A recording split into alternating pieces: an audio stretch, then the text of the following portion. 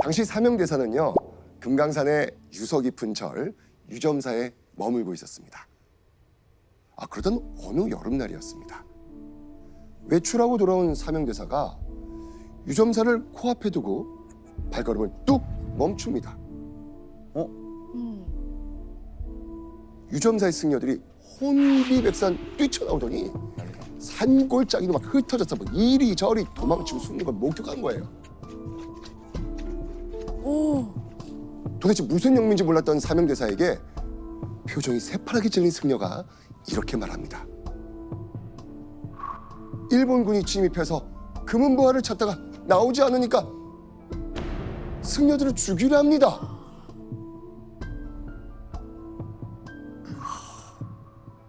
자, 여러분, 이 깊은 산속까지 왜군이 어떻게 들어온 걸까요? 1592년 조선에 무슨 일이 벌어진 거죠? 오! 그 해네요. 1592. 임진왜란. 네, 맞습니다. 바로 임진왜란이 일어났잖아요.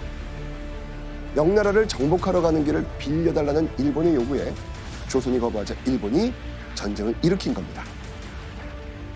4월 13일 부산 앞바다를 시작으로 일본군은 단숨에 수도 한양을 점령했고요. 대동강 건너 평양성까지 함락시켰습니다. 당시 조선왕 선조는요, 조선의 끝단 우주로 피난을 떠나 있었죠.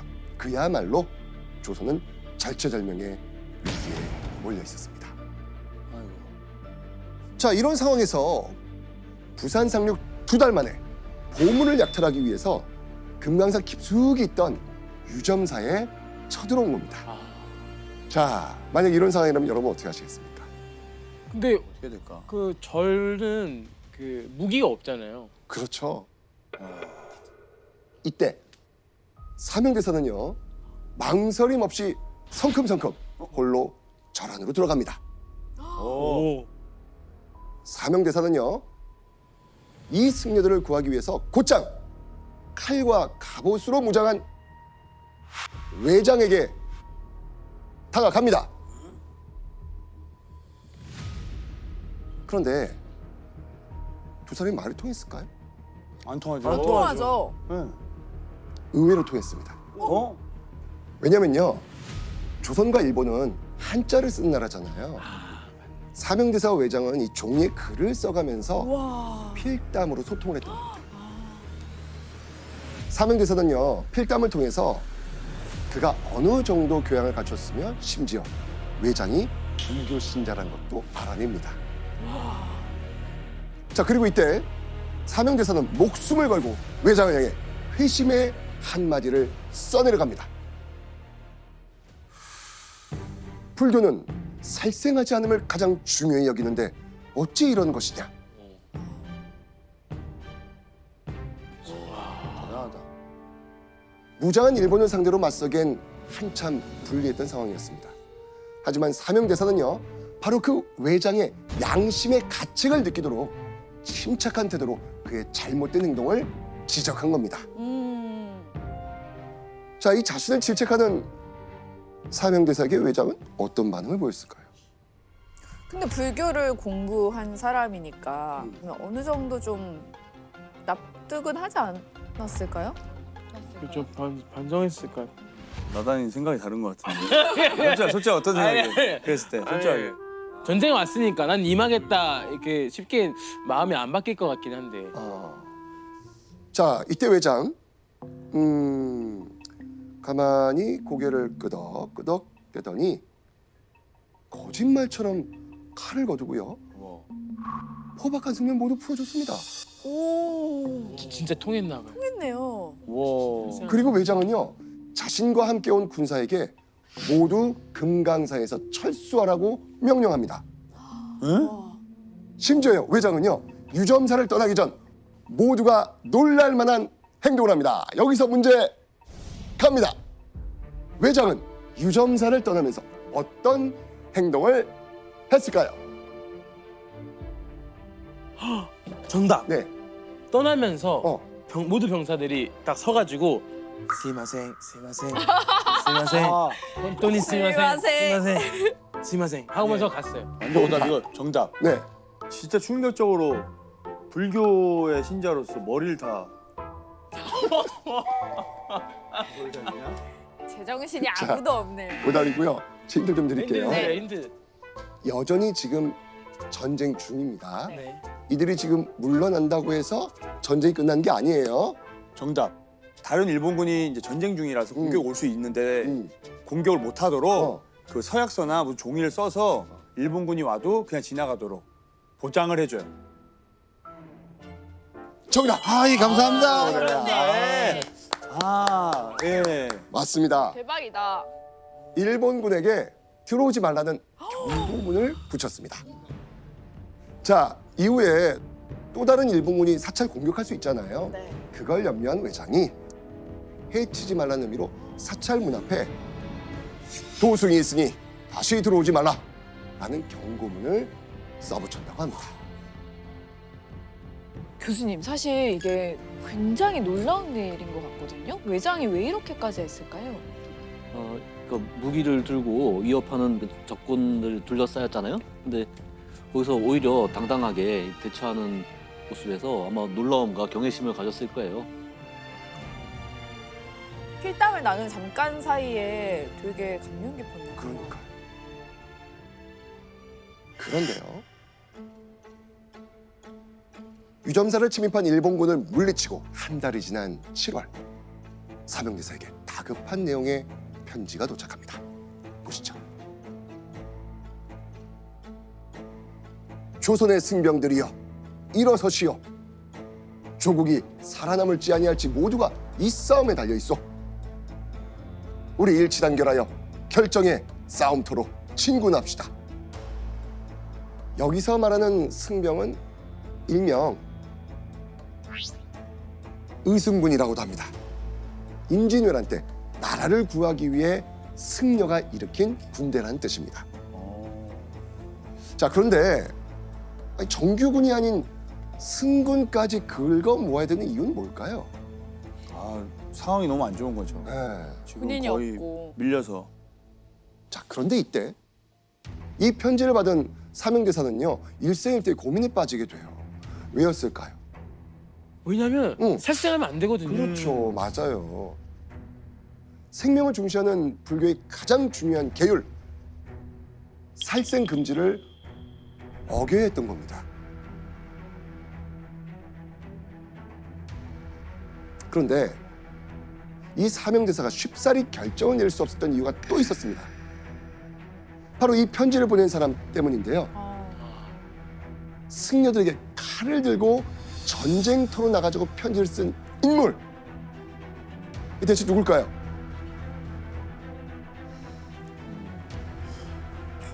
편지를 보냈다? 설마 서산대사요? 네, 바로 사명대사의 스승 서산대사였습니다. 나라가 위태로운 상황이 되니까 선조는 의주로 서산대사를 불러서 의승군을 이끄는 총사령관인 팔도 도총섭으로 임명을 했어요. 이 명망 높은 승려였던 서산대사의 영향력이라면은 아마 많은 승려가 여기에 동조할 거라고 생각을 했던 거죠. 서산대사는 나라를 지키기 위해서 선조의 명을 받들고 전국 사찰에 경문을 보낸 겁니다. 야, 그렇죠. 근데 탈생을 하면 안 되는 승려에게까지 부탁할 정도면 정말 조철영매의 위기인 건 맞는 것 같아요. 맞습니다. 스승의 편지를 받은 사명대사는요 전에 없던 깊은 고민에 빠졌을 겁니다. 그리고 오랜 수고 끝에 드디어 결론을 내립니다. 어렵고 위태한 때를 만나서 어떻게 가만히 앉아서 볼 수만 있겠는가. 사명대사가 전쟁터에 나가겠다고 결정한 겁니다.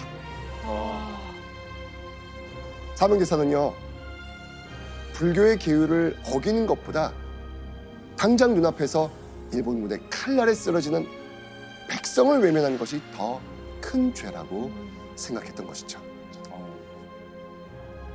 게다가 존경하는 스승 서산대사의 요청에 사명대사는 분명 승려들이 전쟁에 나설 수밖에 없는 위기라고 받아들였던 겁니다. 결국 사명대사는요, 조선 백성들의 목숨을 구하기 위해서 잔악무도한 일본군에 맞서기로 합니다. 자, 그렇게 사명대사는요, 부랴부랴 군사들을 모읍니다. 처음에는요, 한 200여 명을 모읍니다. 자, 그렇다면요, 사명대사는 200여 명의 의승군을 이끌고 어디로 향했을까요? 제일 격전지로 가야죠. 맞습니다. 바로 전쟁의 최전선이 된 평양성이었죠. 앞서 평양성까지 함락되고 조선이 밀리고 있다고 했잖아요. 일본군의 북진을 막고 한양을 되찾기 위해서는 반드시 평양성을 되찾아야 했습니다.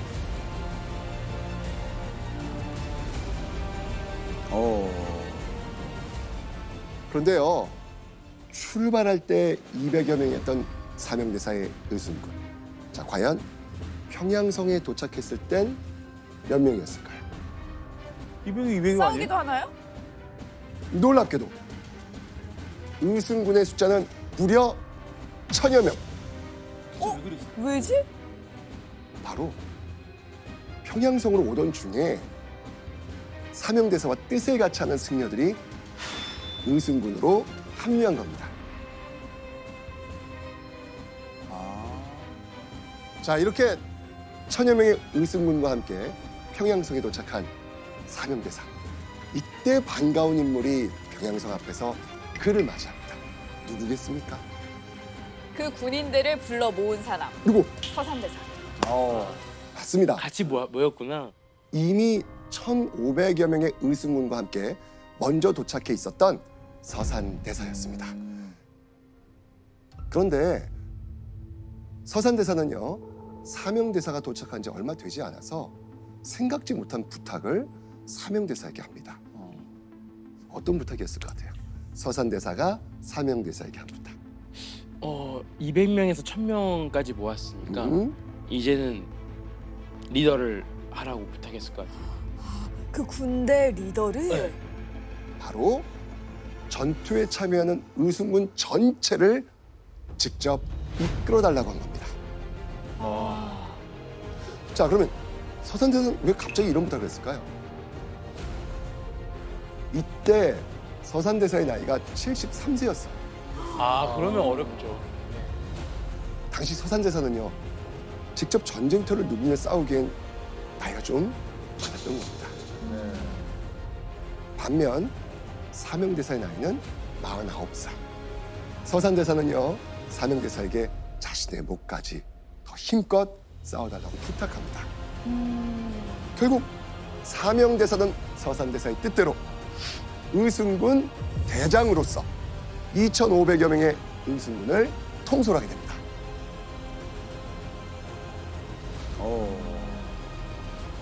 자, 그렇다면 사명대사의 의승군은 전쟁터에서 어떻게 싸웠을까요? 그게 제일 궁금해요근데. 사명대사와 의승군은 격전이 예상되는 중요한 지역에 미리 몸을 숨겼다가 사명대사의 명령이 떨어지면 날쌔게 적의 뒤를 노려 공격한 겁니다. 약간 그 전문 용어로 게릴라전 같은 거. 그렇죠. 맞습니다. 머리를 썼네요. 게다가 사명대사와 의승군이 어찌나 잘 싸웠던지 이런 기록까지 남아 있습니다. 평양에서 외병을 크게 물리치고 2000급을 베었다. 와. 그러니까 사명대사가 이끄는 의승군이 일본군을 상대로 큰 활약을 펼친 겁니다. 그리고 일본군이 더 이상 북상하지 못하게 철통같이 가로막고 있었죠. 대단하다. 예, 보통 승려들이 산에 이제 오르고 내리면서 체력 다운이 돼 있었을 테고요. 전국을 다니면서 수행을 하다 보니까 지리에도 밟고 빠른 이동이 가능했어요. 그래서 당시에 승려들이 축지법을 쓴다. 뭐 이런 말도 나올 정도인데 특히 이제 승려이다 보니까 이 생사에 대한 그런 집착이 아무래도 덜했겠죠. 예. 야, 자, 그런데요. 평양성에서 벌어지던 전투가 거짓말처럼 뚝 멈추는 일이 벌어집니다. 대체 무슨 일일까요?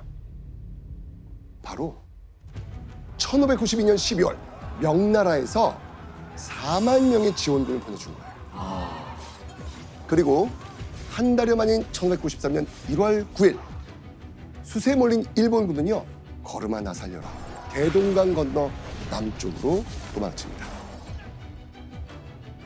무려 7개월 만에 명나라와 조선관군, 의승군은 힘을 합쳐서 평양성 탈환에 성공한 것이죠.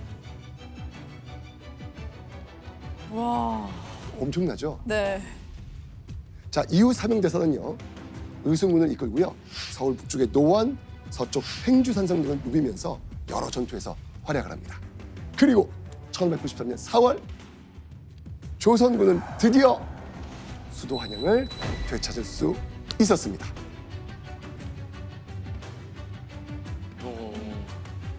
의주까지 피난을 가했던 선조는요, 의승군의 호의를 받으면서 약 1년 만에 환공할 수 있었습니다. 선조의 환국에는요, 바로 사명대사와 의승군의 결정적인 공로가 있었던 겁니다.